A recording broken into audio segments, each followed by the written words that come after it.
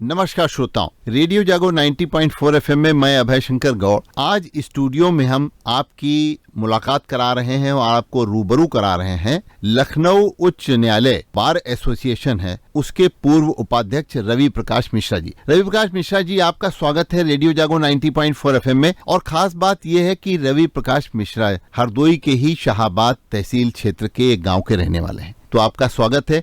और हम लोग आज चर्चा कर रहे हैं जो दो बहुत महत्वपूर्ण मुद्दे हैं। एक तो ये है कि कुंभ का आज पहला स्नान की शुरुआत हुई है और कुंभ के पहले स्नान से आज लोगों ने श्रद्धा की एक डुबकी लगाई है गंगा में, और ये हमारी आस्था का ही, हमारे विश्वास का धर्म के प्रति प्रतीक नहीं है, बल्कि आने वाले दिनों में इसके कई मायने भी लगाए जाएंगे। ये कुंभ जिस तरीके से अब की बार व्यवस्थित और डिजिटल हो रहा है, उसके भी बहुत बड़े मायने हैं। जिस तरीके से 40 करोड़ लोगों की अब की बार उम्मीद है कि इसमें डुबकी लगाएंगे, इसके भी मायने बहुत बड़े इसलिए हैं क्योंकि अगर देखा जाए तो रशिया की आबादी ही वहां पे 14 करोड़ है, और अगर देखा जाए हमारा पड़ोसी देश पाकिस्तान की आबादी 24 करोड़ है, तो उससे बड़ा आयोजन ये होने जा रहा है। रवि प्रकाश जी, आपका स्वागत है। बताइए, आपको ये कुंभ को लेकर के क्या आपकी प्रतिक्रिया है? सर, बहुत बहुत धन्यवाद गौड़ साहब। आप सबको नमस्कार। 90.4 एफएम के श्रोताओं को सभी को सादर नमस्कार, प्रणाम, और आप सबका तहे दिल से शुक्रिया।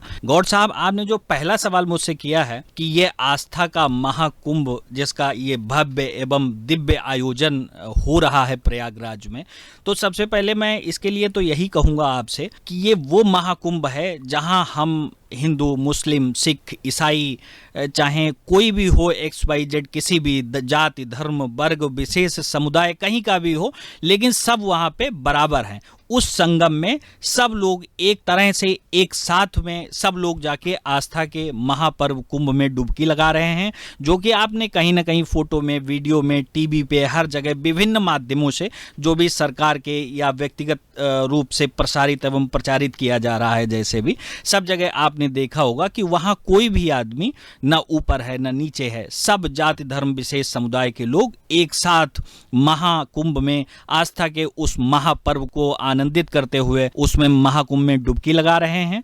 और जहां तक बात व्यवस्थाओं की है, तो निश्चित तौर पर इस भारत देश में इतनी विशाल जनसंख्या में और प्रयागराज में एकत्रित होने वाले श्रद्धालुगण, जिसकी टेंटेटिव लगभग जो क्षमता बताई जा रही है कि 40 करोड़ तक लोग वहां पहुंचने की उम्मीद की जा रही है, जो कि पहुंचेंगे भी निश्चित तौर पे, क्योंकि हम आस्था पे विश्वास करने वाले लोग हैं। ये देश राम का है, ये राष्ट्र राम का है। हम सब लोग आस्थाओं से बंधे हुए हैं, हर तरीके से आस्थाओं पे भरोसा करने वाले लोग हैं। तो निश्चित तौर पे जो लोगों ने आज भी, कल भी और निश्चित तौर पे आने वाले समय में जो भी लोग महाकुंभ में आस्था की डुबकी लगाएंगे, वो उन सब के लिए शुभ फलदायी होगा। हमारी यही सब उन सब के लिए विशेष मनोकामना है एवं हार्दिक अभिलाषा भी है। तो आइए अब एक और बहुत महत्वपूर्ण आज की बात है, और वो है कि हमारे कश्मीर, जो कहते हैं कि भारत की आन बान शान कश्मीर से है, वहां पर एक 8,650 फीट की ऊंचाई पे आज प्रधानमंत्री नरेंद्र मोदी ने एक सोनमर्ग टनल का उद्घाटन किया है।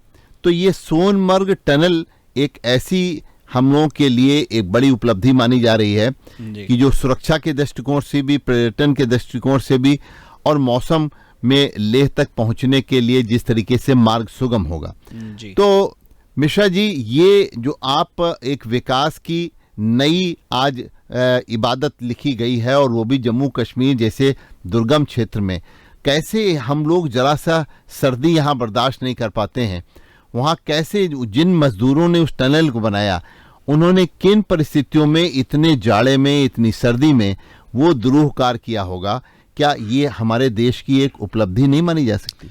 निश्चित तौर पे गौड़ साहब, ये हमारे देश की बहुत बड़ी उपलब्धि है, और विशेषकर विकास के लिए ही नहीं, अन्य कई माध्यमों के लिए भी एक बड़ी उपलब्धि है इस टनल का उद्घाटन होना। मुझे प्रथम दृष्टया जो मुझे लगता है जो सबसे बड़ी उपलब्धि है इस देश के लिए इस टनल के माध्यम से, जो कि हमारी सुरक्षा का दृष्टिकोण है, जो कि अत्यंत महत्वपूर्ण एवं अत्यंत संवेदनशील बिंदु है हमारे देश के लिए। उसके साथ ही जब कोई चीज़ इस तरीके की आप अप्रोच कर लेते हैं तो आदमी के ऊपर एक मानसिक दबाव पैदा होता है कि हम चाहे सुरक्षा से जुड़े उपकरण हो, चाहे युद्ध से जुड़े पोत उपकरण हो या अन्य तमाम सारी चीजें हों, वो पहुंचाने के लिए हमारे पास जिन दुर्गम रास्तों के पे ले जाने के लिए जो दूरियां तय करने के लिए मुझे घंटों और दिनों का समय लगता था, वही अब इस टनल के माध्यम से हम कुछ ही घंटों में वो समय तय कर पाएंगे। भगवान ना करे कि कभी ऐसी जरूरत पड़े, लेकिन यदि कभी जरूरत पड़ती है तो ये हिंदुस्तान कहीं भी किसी भी दृष्टिकोण से पीछे हटने वाला नहीं है। जिस तरीके से जो ये इतिहास गढ़े जा रहे हैं भविष्य के हिंदुस्तान के लिए कि जो टनल का ये उद्घाटन हुआ है, ये निश्चित तौर पर सामान्य बात नहीं है, ये जब बहुत ही बड़ी बात है। और इससे हम लोग किसी भी स्थिति में आदमी को कुछ भी करने के लिए मजबूर कर सकते हैं, क्योंकि सामने वाला ये भी देखता है कि इनकी पहुंच में हम अब आ चुके हैं। तो अब हमारी पहुंच में बहुत कुछ हो चुका है, जो सामान मौके पे वहां नहीं पहुंच पाता था, सुदूर दुर्गम क्षेत्रों में नहीं पहुंच पाता था, इस टनल के माध्यम से निश्चित तौर पर वो सारी चीजें बहुत ही कम समय में मुहैया कराई जा सकेंगी भारतीय सेना को भी और वहां के प्यारे देशवासी। बहुत बहुत धन्यवाद रवि प्रकाश मिश्रा, एडवोकेट, पूर्व उपाध्यक्ष हाई कोर्ट लखनऊ बार सेशन के। आपका बहुत बहुत धन्यवाद। मैं रेडियो जागो 90.4 FM की तरफ से अभय शंकर गौड़ आपके प्रति धन्यवाद ज्ञापित करता हूं कि आप यहां आए और आपने इस महत्वपूर्ण आज की चर्चा में हमारे साथ भाग लिया। बहुत बहुत धन्यवाद सर।